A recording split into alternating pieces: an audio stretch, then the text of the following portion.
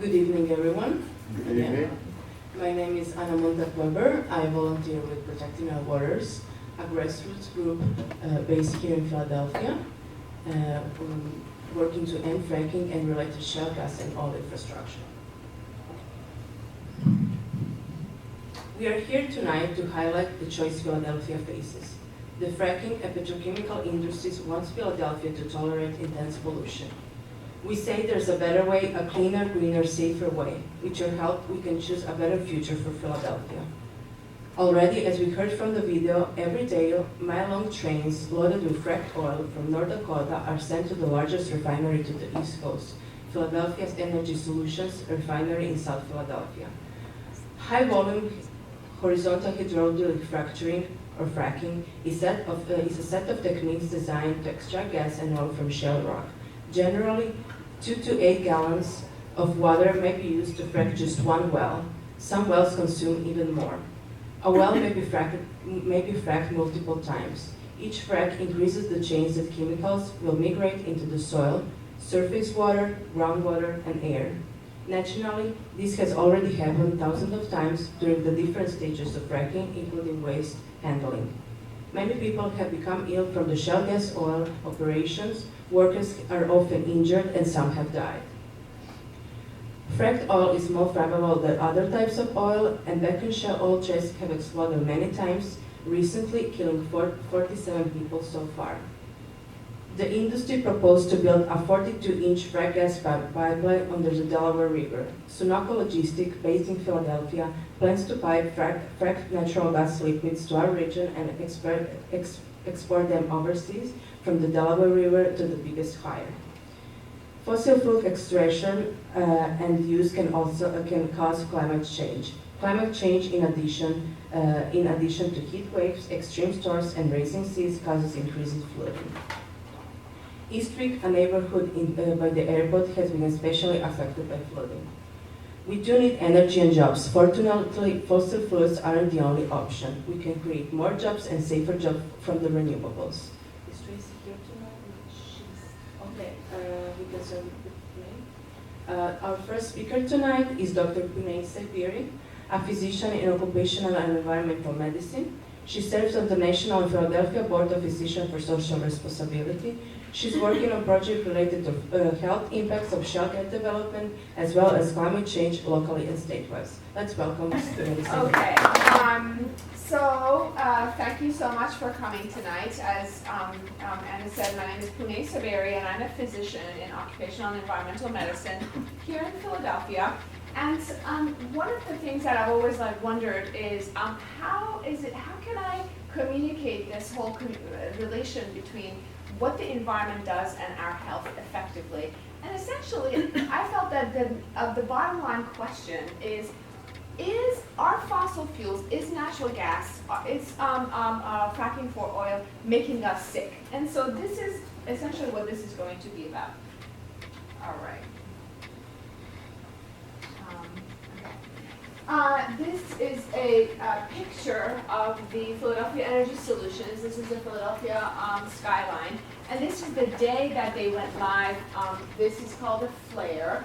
And the reason I have this picture up here is because Pennsylvania, this whole technology of high-volume hydraulic fracturing with horizontal drilling and long laterals and slick water, which is kind of the big name for it, but we just call it fracking for short. It came to Pennsylvania, as you know, 2006, really picked up in 2009. And what happened was that we started getting these kind of stories of people who lived in these Marcellus Shale regions about how they were experiencing health problems. And and then when we started to talk to people in Philadelphia about them, they were really more like second-hand stories, right? We were telling them about somebody who lived in Bradford County, Susquehanna County, Washington County, and southwestern PA. So it really kind of, didn't really bring it home for us until now. And I really feel that what I call the petrochemical hub or the polluting fossil fuel hub, because I really feel that, let's not call it an energy hub. There's many other things that can give us energy, but this one is really mainly a source of pollution than anything else. Is what's going to kind of bring this whole advent of fracking to Philadelphia, bring it home to us. And these health accounts, these health problem accounts that we've been hearing about in the rest of the states are going to be first-hand accounts here in Philadelphia. And in fact, there was an article that was in the Philadelphia Inquirer about a couple who lived less than a mile down from the Philadelphia Energy Solutions, and they are trapped inside their home. The odors are so much that they can't even open their windows during the summer. And the husband is experiencing breathing problems. And so, I think that this is the beginning of what happened to the rest of the state is now coming home to roost here. Okay, so the short answer to the topic is, are fossil fuels making us sick? The answer is yes. So if there's nothing else that you take home from my talk, is that my bottom line is that yes, it's making us sick. And so I hope to be able to demonstrate that for you with some research behind it. This is a list of a whole bunch of studies that have been done. Since 2011, there was an explosion of research in this area. And even since the time this table was created, I'll give credit where the credit is due. This was created by Southwestern PA Environmental Health Project, which is a project going on in the southwestern part of the state. This list is probably doubled since the time that they created this, maybe about 9 months ago. So some of the evidence of direct health impacts is the increased hospitalizations in counties where there is increased gas output. This was a study that came out of University of Pennsylvania.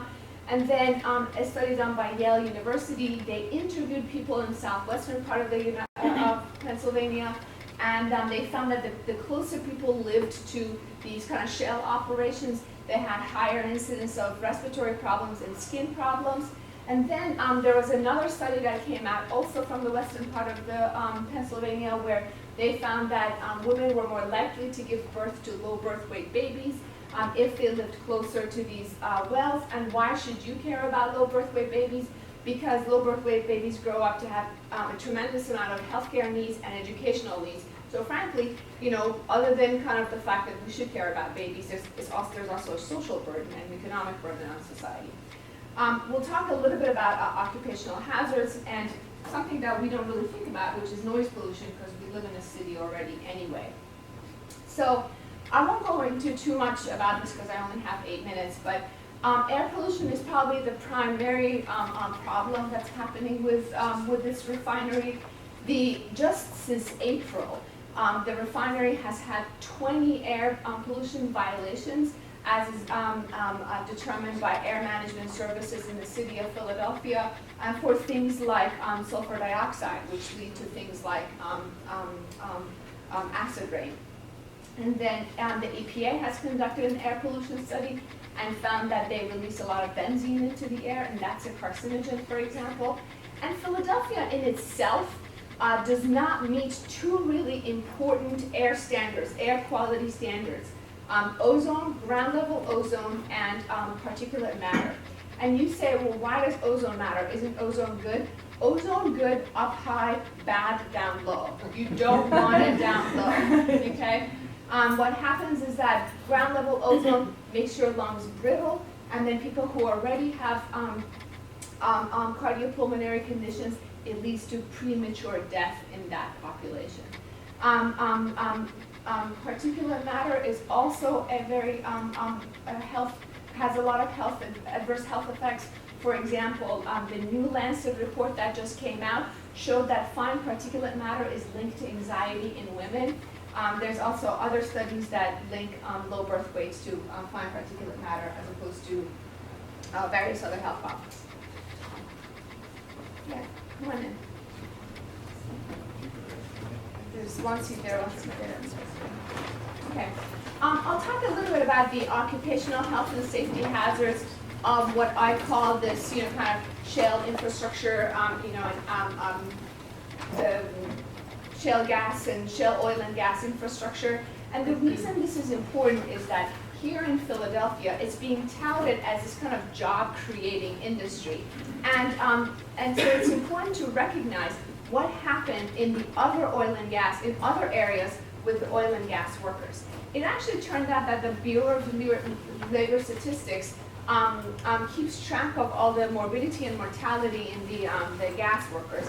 And some of the highest fatalities were typically like construction and agriculture and fisheries, while oil and gas superseded that by 7 times. Like motor vehicle accidents, falls, explosions, and then rise of new conditions like silicosis that had really kind of gone out of style with the decrease in the coal industry. But it really came to being because silica is used as a propellant to keep the fractures in the shell geological formations open. This is a picture of Lycoming County, and it just shows this kind of like tiny little rural road where these 2 trucks are trying to get by each other. And this is terrible for the residents who live there, and they got away to this area to get away from this. But it's also not good for the workers who end up having a lot of accidents. So the other topic that's really important to remember are cumulative impacts. Cumulative impacts refer to essentially what has happened to that region, environment, person, community at the time that this kind of environmental insult happened. And the point is that if you're a lot more likely to be compromised if you've been having a lot of environmental damage to that area, for example. An example, so like the way to demonstrate that in 2 people is that if you have a chamber with a certain number, with like 10 particles of influenza virus, you have one person who hasn't been sleeping well, they have financial problems, they haven't been eating well, they're stressed out, and then you have another person who has been is secure at home, has been eating well, has been sleeping. Which one of those 2 people is more likely to catch influenza? First one. Exactly, the stressed one. And so that's kind of like a demonstration, of cumulative impacts in that your capacity for taking on additional environmental insults really has to do with what you've been dealing with before. And the refinery is in an area that is already low socioeconomic with bad air pollution. Okay, I can't leave this without talking about the mental health impacts. And I'll just tell you that many other people in the state have had a lot of issues that have impacted their mental health status. And we can talk about that, but there's a study that showed that in fact depression was higher in those people. And I'm showing this what's called the list of the harm, where people have been documenting all their health problems, and it's been mapped by Fact Tracker. And Jenny Lissack, who started that list, is also one of the volunteers in protecting our waters. And you might say, well, will the healthcare system be able to kind of help these people with health problems? Well, it actually turns out that many healthcare providers don't really know how to work these environmental problems up. So we shouldn't be looking to, while we should be looking to the public health system and infrastructure to help us with this, individual doctors or healthcare providers are not going to be doing that. Okay, my time's up. I'm going to stop.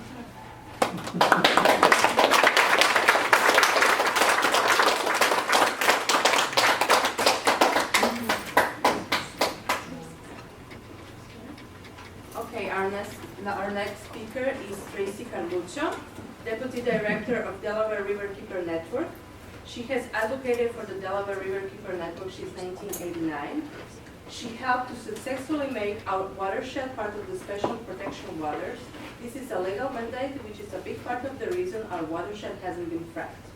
Tracy will tell us about the proposed energy hub, about the drinking water and Delaware River. Let's welcome Tracy. Thank you very much. It's great to see people out tonight. It's raining, you could have stayed home. It's wonderful that you came out, and I greatly appreciate it. I'm going to pass out a few things as I go along, because they're going to be related to what I'm talking about. Unfortunately, I apologize for not being here at the very beginning, so I'm not sure exactly what's been covered, but I know that you are familiar with the Dirty Energy Hub, the fossil fuel energy hub, that Philadelphia, some interest in Philadelphia, and some cheerleaders on the city council want to make here. And I think just want to sort of set the stage to say that there is a transformative force at work behind the scenes. And they're made up of some of the largest corporations in the world. They have a lot of money. They attract investors, foreign investors, as well as national United States investors. And they're winding out their plans behind closed doors without any input or any consideration of the public.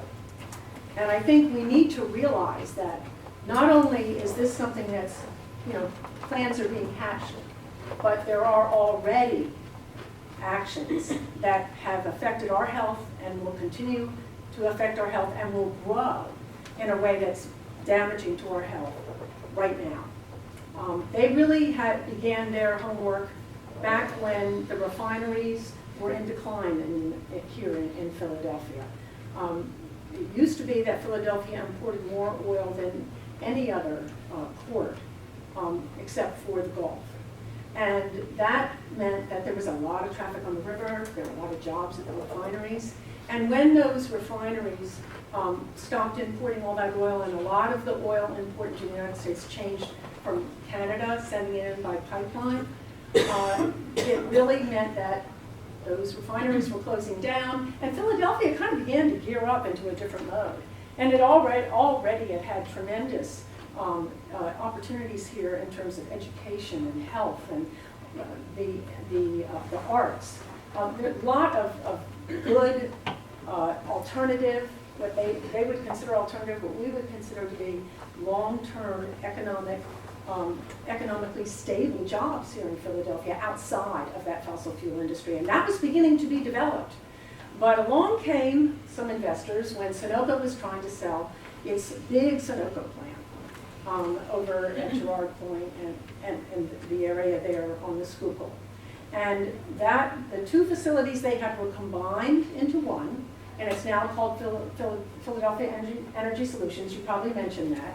And PES is run by Phil Rinaldi, the executive director, but it is a child or a product of Sunoco and the Carlyle Group, which is one of the largest investment groups and development forces in the nation.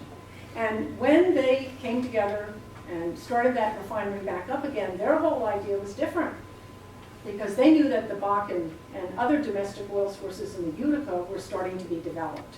So they wanted to bring that Bakken oil here to Philadelphia, and they wanted to bring shale gas here to Philadelphia.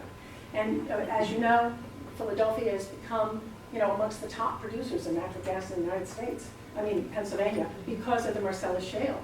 And Philadelphia business interests who are based in fossil fuel development were really jealous that all these places were fracking and all this gas was going to be sent overseas through LNG facilities, and they weren't going to get any of it here. So Phil Rinaldi had this great idea, and I don't want to say just him because it's really a whole force, a whole economic force that's rooted in fossil fuels. And not just electricity, that's the easy part, we'll do that first, but everything else as well. Got two.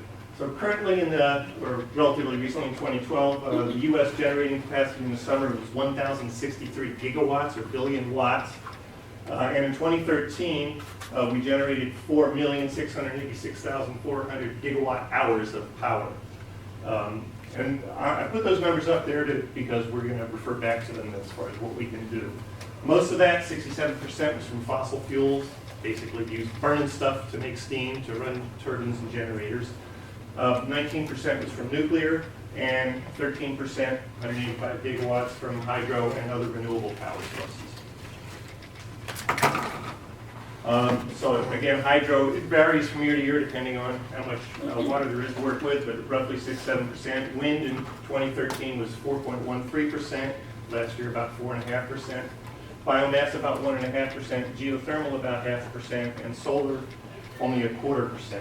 That's growing rapidly.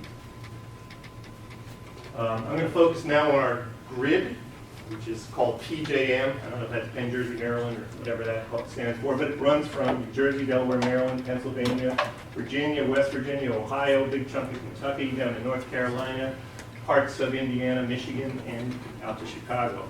So it really covers a large area. It's about 1/5 of the U.S. grid. And in our grid, we reflect generally what the nation as a whole does, roughly 40% coal power, roughly 30% from natural gas, roughly 19% from nuclear, about 4.5% from hydro, 6.3% from oil is a little high. That was a fluke, I think, had to do with the polar vortex that year. And roughly 0.5% each from waste, biomass, and wind. Tiny percentage of solar, and most of that's New Jersey within this grid so far.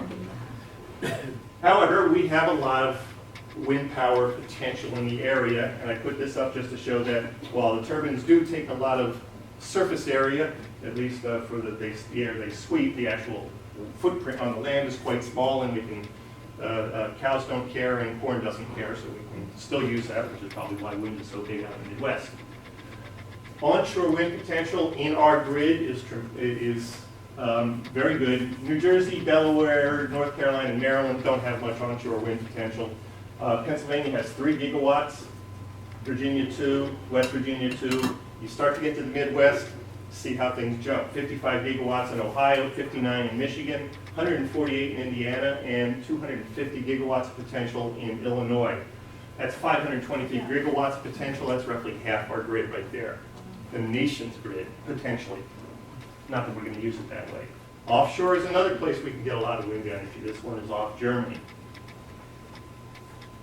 And there are a number of areas that have already been leased for wind energy. The east coast of the U.S. is fabulous, from basically North Carolina to Maine in terms of reliable high winds.